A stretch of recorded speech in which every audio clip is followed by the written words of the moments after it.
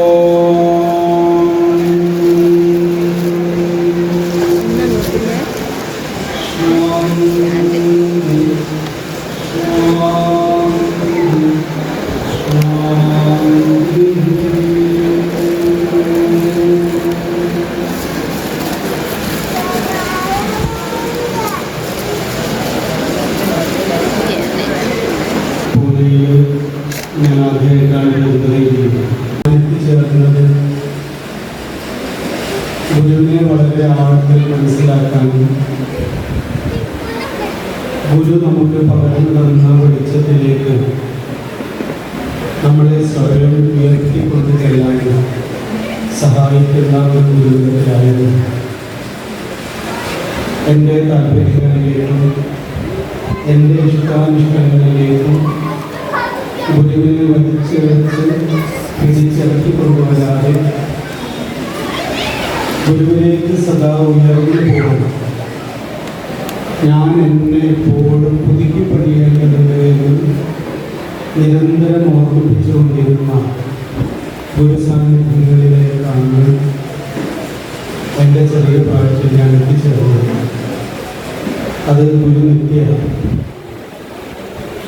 ഗുരുനിത്യ എപ്പോഴും പറയുന്ന രണ്ട് കാര്യങ്ങൾ: മനുഷ്യന് അവൻ്റെ ജീവിതത്തിൽ സമാധാനമില്ലാതെ പോകുന്നതിൻ്റെ പ്രധാനപ്പെട്ട രണ്ട് കാരണങ്ങൾ ഗുരുവിൻ്റെ ആത്യന്തികമായ സത്യമായി പറഞ്ഞു വച്ചിട്ടുണ്ട്. ആ രണ്ട് കാര്യങ്ങൾ നമ്മൾ നമ്മളുടെ ദൈനംദിന ജീവിതത്തിൽ പകർത്താൻ തയ്യാറാവുക ആണെങ്കിൽ നമ്മുടെ ജീവിതത്തിൽ കുറച്ചൊക്കെ സമാധാനത്തിൽ നമുക്ക് ജീവിക്കാൻ കഴിയും. ഒന്ന്, വാദിക്കാനും ജയിക്കാനുമല്ല, അറിയാനും അറിയിക്കാനുമാണ്. രണ്ടാമത്തത്, ജാതിഭേദം മതദ്വേഷം ഏതുമില്ലാതെ സർവരും സ്വാതന്ത്ര്യത്തിൻ്റെ വാഴലാണ്. ഇത് മനുഷ്യനെ ഏറെക്കുറെ അസാധ്യമായിട്ടുള്ളൊരു കാര്യമാണ്. മനുഷ്യനെ കുറിച്ച് ആഴത്തിൽ നമ്മൾ മനസ്സിലാക്കിയാൽ മനുഷ്യൻ എപ്പോഴും ഇഷ്ടപ്പെടുന്നത് നമ്മളെല്ലാവരും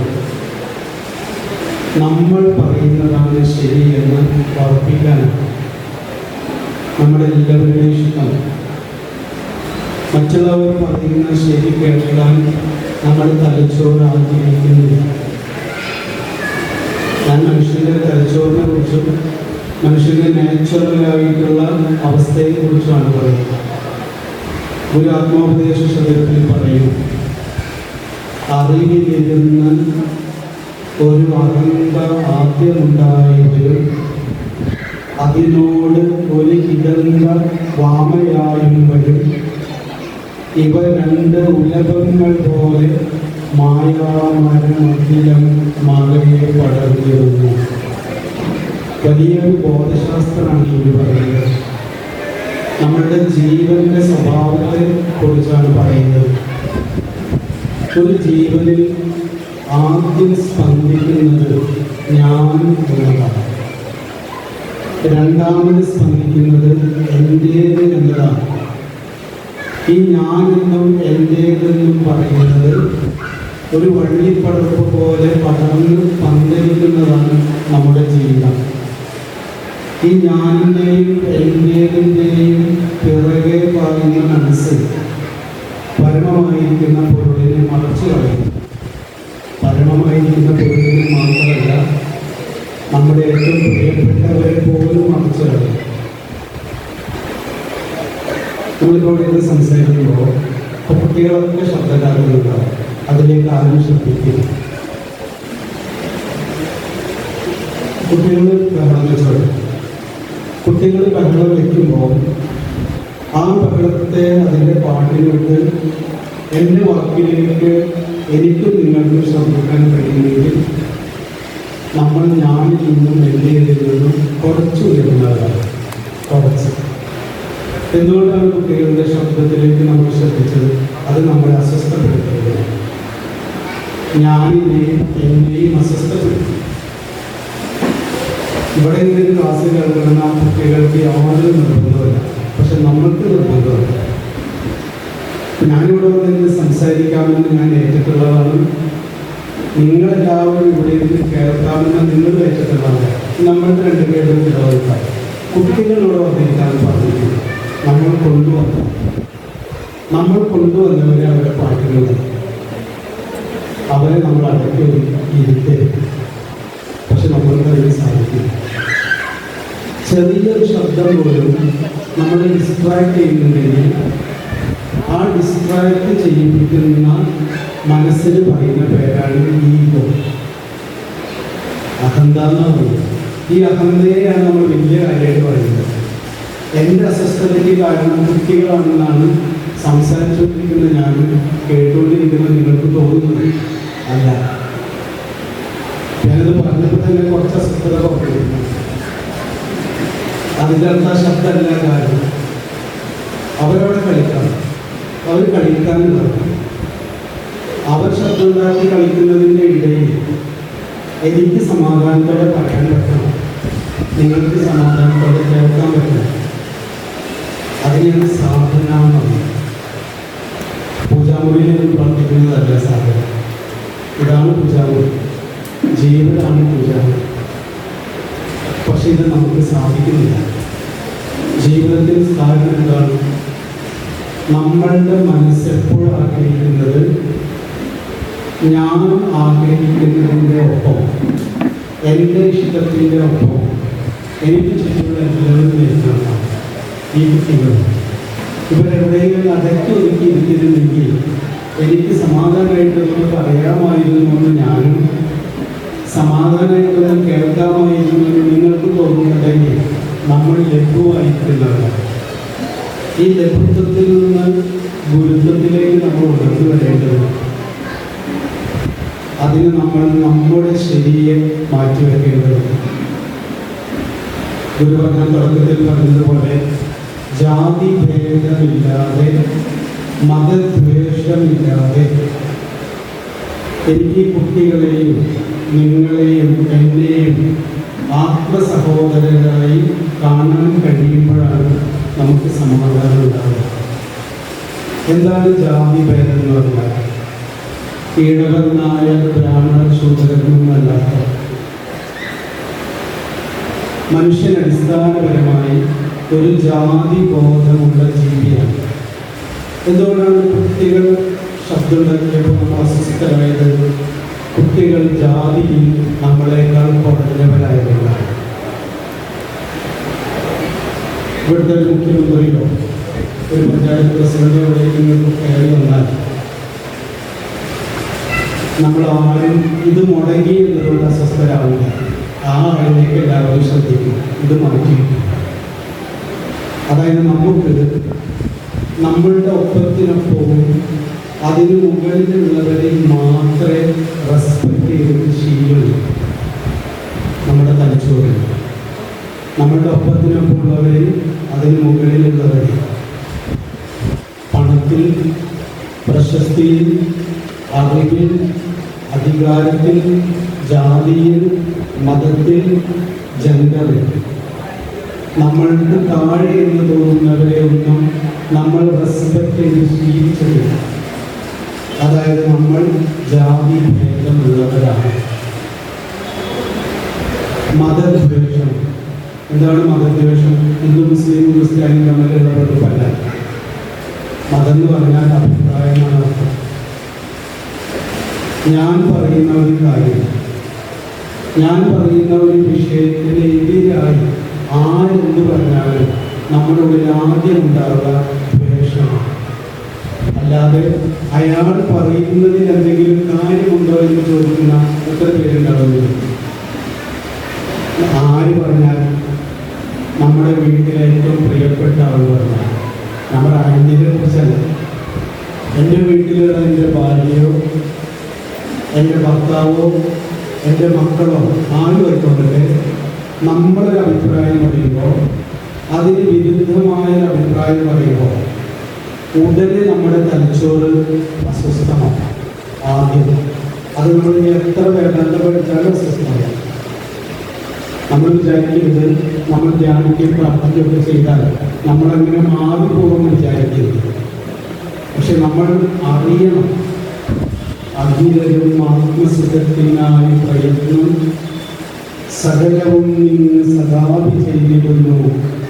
ജഗതിയിൽ ഈ മതം ഏകമെന്ന് ചിന്തിച്ച് അകമണയാതെ അകതാരമർത്തിടണം. ഗുരു പറയുന്നതാണ്. നമ്മൾ നന്നായി പോകുന്ന തെറ്റിദ്ധരിക്കരുത്. എന്നെപ്പോലെ തന്നെ എൻ്റെ ഭാര്യയാവട്ടെ, ഭർത്താവട്ടെ, മക്കളാവട്ടെ, എന്നിൽ നിന്ന് വ്യത്യസ്തമായിട്ടുള്ള അഭിപ്രായം പറയുമ്പോൾ ഞാൻ മനസ്സിലാക്കേണ്ടത് ഞാൻ എൻ്റെ സമാധാനത്തിന് വേണ്ടിയാണ് അഭിപ്രായം പറയുന്നത്. എനിക്ക് ശരിയെന്ന് ബോധ്യമുള്ള, എനിക്ക് സത്യമായി തോന്നുന്ന ഒരു അഭിപ്രായം ഞാൻ പറഞ്ഞപ്പോൾ അതേപോലെ അവർക്ക് ശരിയെന്ന് തോന്നിയ, അവർക്ക് സത്യമായ അഭിപ്രായമാണ് അവർ പറഞ്ഞിട്ടുള്ളത്. അത് നിങ്ങളിൽ നിന്ന് വിരുദ്ധമായതല്ല. അഖിലരും ആത്മസുഖത്തിനായി പ്രയത്നം സകലവും നിങ്ങൾ സദാപി ചെയ്തിരുന്നു. ജഗതിയിൽ ഈ മതവിവേകം. അതുകൊണ്ട് നിന്റെ അഭിപ്രായത്തിനെതിരായ അഭിപ്രായം നിന്നോട് ചേർന്നിരിക്കുന്നവർ പറയുമ്പോൾ നിന്റെ ബോധം ആദ്യം അസ്വസ്ഥമാകും. അസ്വസ്ഥമാകുന്ന ബോധത്തോട് പറയണം, ശബ്ദത്തെ നിന്നെപ്പോലെ തന്നെ സമാധാനം ഉണ്ടാകാൻ വേണ്ടിയിട്ടാണ് അപ്പുറത്തിരിക്കുന്ന അഭിപ്രായം പറയുന്നത് എന്ന് സ്വയം പറഞ്ഞ് പഠിപ്പിച്ച് ചിന്തിച്ച് അകമണയാതെ അകതാരമർത്തിയതാണ്. അതെന്ന് പറഞ്ഞാൽ നമ്മുടെ ഉള്ളിൽ നൂറ്റാണ്ടുകളായി നമ്മൾ ശീലിച്ചു പോകുന്ന സംസ്കാരം അത്ര കൊള്ളാവുന്നതല്ല. നമ്മളുടെ അടിസ്ഥാനപരമായ നമ്മളുടെ തലച്ചോറിൻ്റെ സംസ്കാരം ലോകത്തുള്ളവർ മുഴുവൻ എൻ്റെ കൂടെ നിൽക്കണമെന്നുള്ളതാണ്. എൻ്റെ ചിന്തയുടെ ഒപ്പം, എൻ്റെ വാക്കിൻ്റെ ഒപ്പം, എൻ്റെ പ്രവൃത്തിയുടെ ഒപ്പം എല്ലാവരും ചേർന്ന് നിൽക്കണമെന്ന് നമ്മുടെ തലച്ചോറിന് അറിയില്ല. ഞാൻ അവരുടെ കൂടെ ചേർന്ന് നിൽക്കേണ്ടതുണ്ട് എന്ന് നമ്മുടെ തലച്ചോറിന് അറിയില്ല. നമ്മുടെ കുടുംബത്തിലെ ഏറ്റവും വലിയ പ്രശ്നം നമ്മൾ മോശമായതല്ല, നമ്മുടെ തലച്ചോറ് മോശമാണ്. നമ്മൾ മോശക്കാരായതല്ല. നമുക്ക് എല്ലാവരോടും സ്നേഹമുണ്ട്, പക്ഷെ നമുക്ക് എങ്ങനെ സ്നേഹിക്കേണ്ടത് അറിയില്ല. ഗുരുവിന്റെ ഒരിക്കലും പറഞ്ഞത് നമ്മൾ ഏറ്റവും ശ്രദ്ധയോടെ ഇരിക്കേണ്ടത് നമുക്ക് ഏറ്റവും സ്വാതന്ത്ര്യമുള്ള സ്ഥലത്തായിരിക്കണം. കാരണം നമുക്ക് ഏറ്റവും സ്വാതന്ത്ര്യമുള്ള സ്ഥലത്താണ് നമ്മളിലെ ഏറ്റവും മോശമായത് പുറത്തുള്ളത്. അത് നമ്മുടെ വീടാണ്. ഇവിടെ എല്ലാം നമ്മളെല്ലാവരും നല്ലവരാണ്. ഇവിടെ എല്ലാവരും നല്ല അർത്ഥമണിയാതെ അകതാരമാക്കിയിരിക്കും. ഇവിടെ നമ്മൾ പ്രത്യേകം പ്രാക്ടീസ് ചെയ്യേണ്ട കാര്യമില്ല. ഇവിടെ ആരൊരാൾ ബഹളം ഉണ്ടാക്കിയാലും നമ്മൾ ആരും പോയി അടിക്കില്ല. സമാധാനത്തോടെ പോയിട്ട് കിട്ടും. സ്നേഹത്തോടെ പറഞ്ഞ് എന്താണ് പ്രശ്നം, നിങ്ങളോട് ഇരിക്കുമെന്നൊക്കെ പറയും. പക്ഷെ വീട്ടിലുള്ളവരാണ് ചെറിയ അഭിപ്രായത്തിൽ ചായയൊന്നും അതിന് കൂടിയാണ്.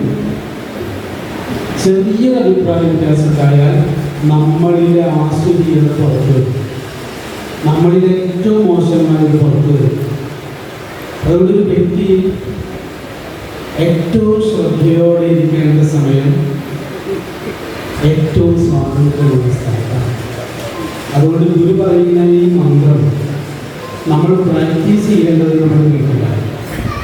അക്രമണയാതെ അകതാൻ അമർത്തേണ്ടത് നമ്മളുടെ ഏറ്റവും പ്രിയപ്പെട്ടവരോട് പെരുമാറുക. ഏറ്റവും പ്രിയപ്പെട്ടവരോട് പെരുമാറുന്നിടത്താണ് നമ്മൾ ഏറ്റവും മോശമായിരിക്കുക. ഏറ്റവും പ്രിയപ്പെട്ടവരോട് സമത്വത്തോട് പെരുമാറി ശീലിച്ചാലേ നേച്ചറലായി പുറത്ത് നമ്മൾ നല്ലവരാണ്. ഇപ്പോൾ നമ്മൾ പുറത്ത് നല്ലവരായിട്ടിരിക്കുന്നത് കൃത്രിമമായിട്ടാണ്, സ്വാഭാവികമായിട്ട് നല്ലതായിട്ടല്ല. ഞാൻ വർഷങ്ങൾക്ക് മുൻപ് യൂട്യൂബിലൊരു വീഡിയോ, ഈ യൂട്യൂബിൽ വീഡിയോ ഒക്കെ അപ്ലോഡ് ചെയ്യുന്നൊരു കാലമാണ്. ഒരു 9 വയസ്സുള്ള ഒരു മോൻ അവൻ്റെ അമ്മയുടെ ഫോൺ മോഷ്ടിച്ചെടുത്ത് മുടിയിൽ വന്നിട്ട് മൂക്കം കൽപ്പിച്ച് കൺമർമ്മൽ നിറഞ്ഞൊഴുകി അവനക്ക് പറയാനുള്ളത് മുഴുവൻ പറഞ്ഞിട്ട് അപ്ലോഡ് ചെയ്തതാണ്. ഇപ്പം അതിന് ഡിലീറ്റായി പോയിട്ടുണ്ട്. ഞാൻ കുട്ടി പറഞ്ഞത് കേട്ടപ്പോഴാണ് എനിക്ക് മനസ്സിലായത്, നാരായണനോട് പറയുന്നത് യാത്രമണയാതെ അകതാരമർത്തണം എന്നൊക്കെ പറയുന്നത് എത്ര നമ്മൾ ആഴത്തിൽ മനസ്സിലാക്കേണ്ട ഒരു കാര്യമാണ്. അതിനൊരൊറ്റ ചെറിയ കാര്യങ്ങൾ മാത്രമാണ് ഗുരു പറഞ്ഞ 2 കാര്യങ്ങൾ പറയാനാണ്